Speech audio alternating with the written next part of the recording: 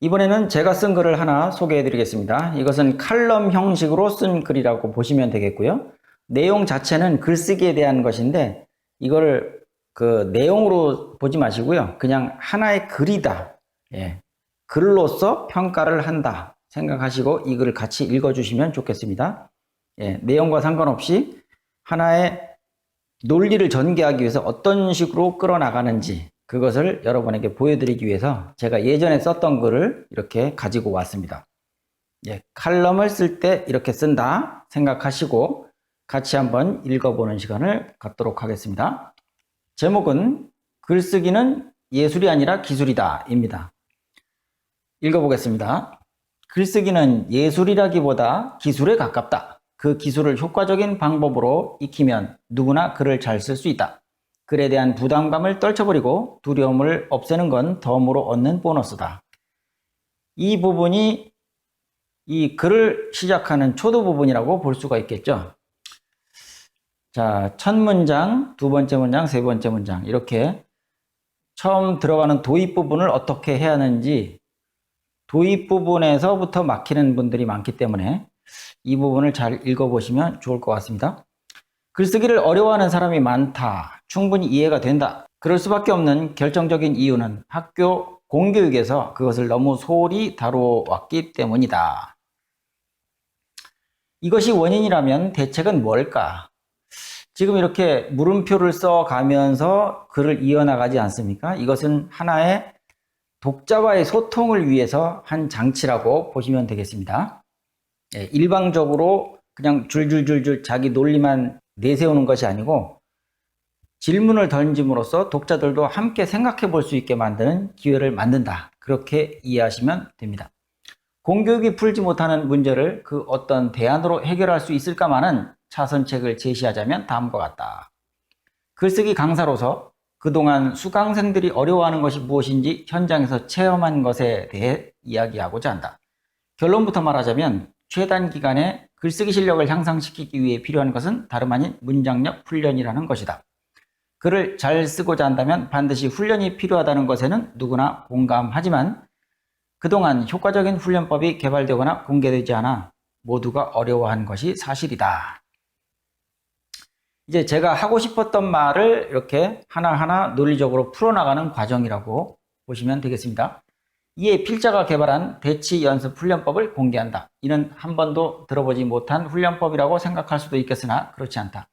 우리가 중고등학교 시절 학교에서 영어를 배울 때 사용했던 방법이다. 영어 교과서에서 본문이 끝나는 부분에 substitution drill이라는 페이지가 나오는데 이것은 영어 회화를 익힐 때 대단히 효과적으로 사용하는 훈련법이다.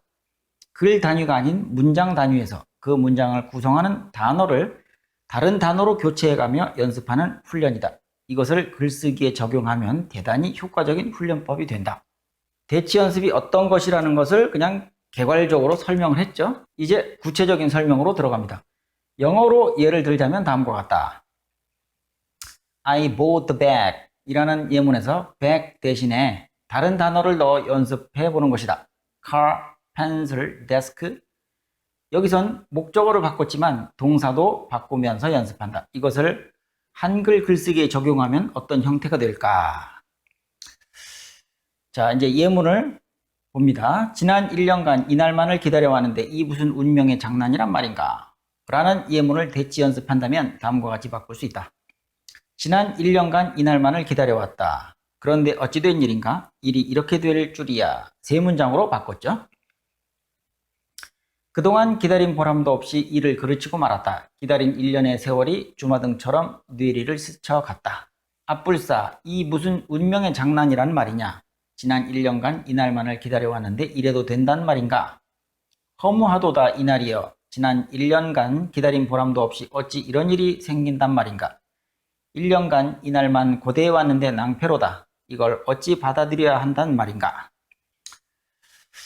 이상 5가지 문장으로 바꾸어 보았는데 이런 연습을 많이 하면 할수록 문장을 만드는 능력을 빠르게 향상시킬 수 있다. 글쓰기란 처음부터 끝까지 문장을 만들어내는 작업이다. 그러니 문장력이 중요하다는 것은 더 강조할 필요조차 없다.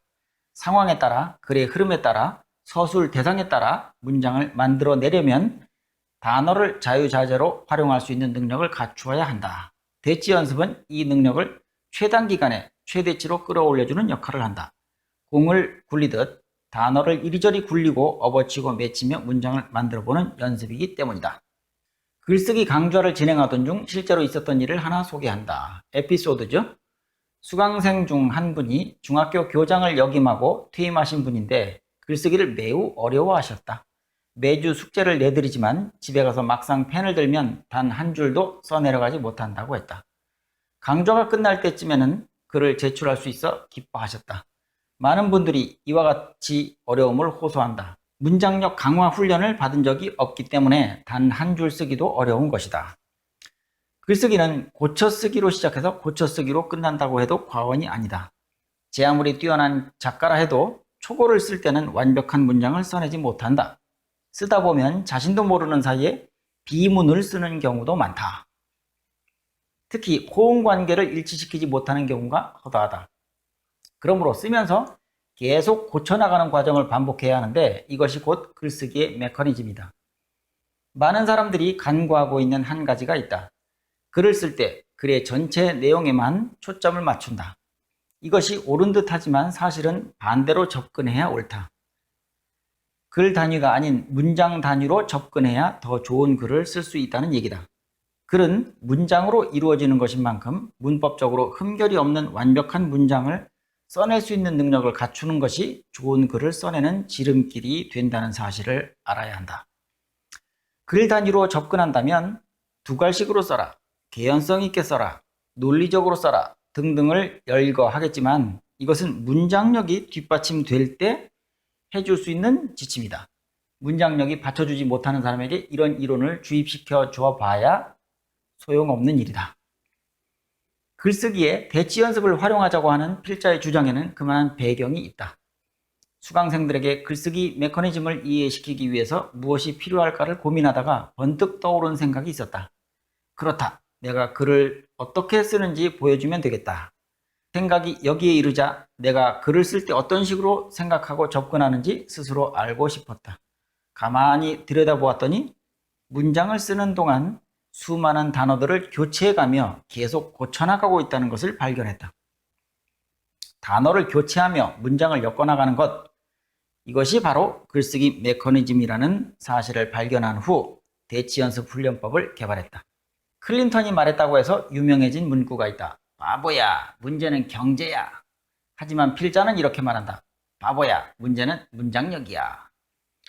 자, 이렇게 해서 제가 쓴 글을 마쳤습니다. 이것은 칼럼으로 쓴 글입니다. 그러니까 내용도 물론 중요하지만 어떤 식으로 전개해 나갔는지를 살펴보면서 이 문장을 같이 읽으셨으면 좋겠습니다. 이번에는 머리를 좀 식히기 위해서 시를 한 편 읽어보겠습니다. 인생 예찬이라는 시죠. 롱펠로우가 쓴 시가 되겠습니다. 슬픈 사연으로 내게 말하지 말라. 인생은 한갓 헛된 꿈에 불과하다고. 잠자는 영혼은 죽은 것이니 만물의 외양의 모습 그대로가 아니다. 인생은 진실이다. 인생은 진지하다. 무덤이 그 종말이 될 수는 없다. 너는 흙이니 흙으로 돌아가라. 이 말은 영혼에 대해 한 말이 아니다. 우리가 가야 할 곳, 또한 가는 길은 향락도 아니요 슬픔도 아니다. 저마다 내일이 오늘보다 낫도록 행동하는 그것이 목적이요 길이다. 예술은 길고 세월은 빨리 간다. 우리의 심장은 튼튼하고 용감하나 싸맨 북소리처럼 둔탁하게 무덤 향한 장송곡을 치고 있으니 이 세상 넓고 넓은 싸움터에서 밤없이 쫓기는 짐승처럼 되지 말고 싸움에서 이기는 영웅이 되라. 굉장히 좋은 시죠. 워즈워드의 무지개 시를 하나 더 읽어보겠습니다. 하늘의 무지개를 바라보면 내 마음은 뛰노나니 나 어려서 그러하였고 어른이 된 지금도 그러하거늘 나 늙어서도 그러하리다. 아니면 이제라도 나의 목숨 거두어 가소서. 어린이는 어른의 아버지. 바라보니 내 생의 하루하루를 천성의 경건한 마음으로 살아가게 하소서. 네, 이렇게 해서 시를 두 편 읽어봤고요.